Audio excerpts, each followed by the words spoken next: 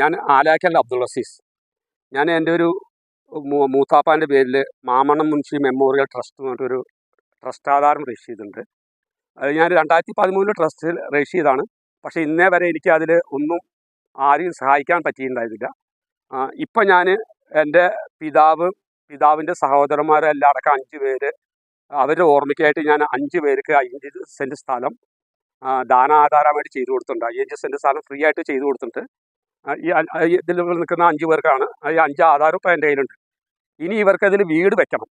അതേപോലെ തന്നെ മറ്റുള്ള സൗകര്യങ്ങൾ, വെള്ളം, ഞാൻ താഴെ ഒരു 4 സെൻറ്റ് സ്ഥലം പാടത്ത് സ്ഥലം ഈ ട്രസ്റ്റിന് വേണ്ടി ഒഴിവാക്കിയിട്ടുണ്ട്. അതിൽ കിണർ കുഴിച്ച് മോട്ടർ വെച്ച് വെള്ളം പൈപ്പ് വഴിക്ക് ഇവിടെ കൊടുന്ന് ടാങ്ക് കെട്ടി വെള്ള സൗകര്യങ്ങൾ ചെയ്യാനും അവർക്ക് വീട് വെച്ച് കൊടുക്കാനും സ്വമനസ്സുള്ള എല്ലാവരും ഈ ട്രസ്റ്റിൻ്റെ പേരിൽ ധനസഹായം ചെയ്തവരെ സഹായിക്കണം എന്നുള്ള ഒരു അഭ്യർത്ഥനയാണ് ഞാൻ മുന്നോട്ട് വയ്ക്കുന്നത്. ഈ ഒന്നാം ഘട്ടം ഇവർ വീടെല്ലാം പണി പൂർത്തിയായി 2ാം ഘട്ടത്തിലേക്ക് ഇനി പലർക്കും, ഒരുപാട് പേർക്ക് ഇനിയും SC വിഭാഗത്തിലും അല്ലാത്തവർക്കും ഒരുപാട് പേർക്ക് ഇനിയും ഇവിടെ വീടില്ലാത്ത ഒരുപാട് പേരുണ്ട്. അവർക്കൊക്കെ 2ാം ഘട്ടം 3ാം ഘട്ടമായിട്ട് അവർക്ക് കുറേ പേർക്ക് വീട് കൊടുക്കാനുള്ള ഉദ്ദേശം കൂടി ട്രസ്റ്റിലുണ്ട്. അപ്പോൾ അത് എല്ലാ സന്മനസ്സുള്ളവരും ഈ ട്രസ്റ്റിൻ്റെ പേരിൽ എന്തെങ്കിലും ധനസഹായങ്ങൾ ചെയ്ത് ഇവരെയൊക്കെ സഹായിക്കണം എന്നുള്ള ഒരു അഭ്യർത്ഥനയാണ് എനിക്ക് മുന്നോട്ട് വയ്ക്കാനുള്ളത്. ട്രസ്റ്റ് ആധാരം ഇനി 5 പേർക്ക് ഒരാളുടെ ആധാരം കിട്ടിയിട്ടില്ല. അത് ആധാരം രജിസ്റ്റർ ചെയ്ത് കഴിഞ്ഞു. ഇനി 24-ാം തീയതി മുതൽ 27-ാം തീയതി വരെ രജിസ്റ്റർ ഓഫീസിൽ പോയി കഴിഞ്ഞാൽ അവർക്ക് ആധാരം കിട്ടും. അത് റുക്കിയ എന്ന് പറഞ്ഞവരവർക്കാണ്. അവർക്ക് ആ ആധാരത്തിന് വാങ്ങിക്കാനുള്ള പേപ്പർ ഞാൻ കൈമാറുന്നു. ആ പെൺകുട്ടിയുടെ ഭർത്താവ് അസുഖബാധിതനായിട്ട് മരണപ്പെട്ടു. അവർക്കും വീടും കാര്യങ്ങളൊന്നുമില്ല. അവർക്ക് ജീവിത ചെലവിന് പോലും വളരെ ബുദ്ധിമുട്ടുള്ളതാണ്.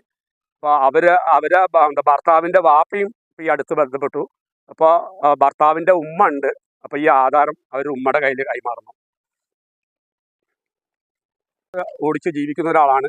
ആൾ വാടക വീട്ടിലാണ് താമസിക്കുന്നത്. ആളും ഭയങ്കര കഷ്ടപ്പാട്ട് ജീവിക്കുന്ന ഒരാളാണ്. അപ്പോൾ ആളുടെ ആധാരം ആളുടെ ഭാര്യയ്ക്ക് വേണ്ടി കയ്യിൽ കൈമാറുന്നു.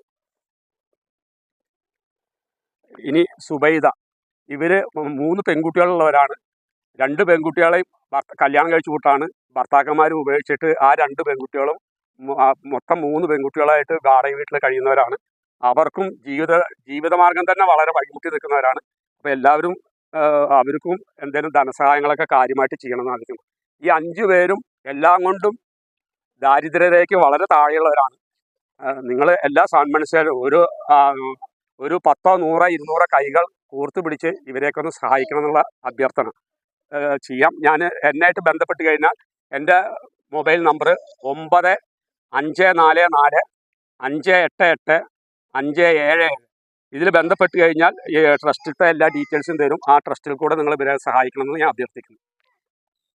ഒരു സ്ഥലം തന്നിട്ടുണ്ട്. ആളുടെ മനസ്സാക്ഷിയോട് ഞങ്ങൾ ആളോട് നന്ദി പറയണു. കാരണം ഞങ്ങൾക്ക് ഇത്രയും സ്ഥലം തന്നല്ലോ, അതിൽ ഞങ്ങൾക്ക് ചെറുതായൊരു വീട് കയറി അതിൽ ഇരിക്കണം, മനസ്സമാധാനത്തോടു കൂടെ ഇരിക്കണം എന്നുള്ള ഒരു ആഗ്രഹമുണ്ട്. ഞങ്ങൾ വാടക സ്ഥലത്താണ് ഇരിക്കുന്നത്. അതുകൊണ്ട് നിങ്ങളോട് ഞങ്ങളുടെ അഭ്യർത്ഥന ഞാൻ പറയുന്നു. അത്രേ നമുക്ക് പറയാനുള്ളൂ.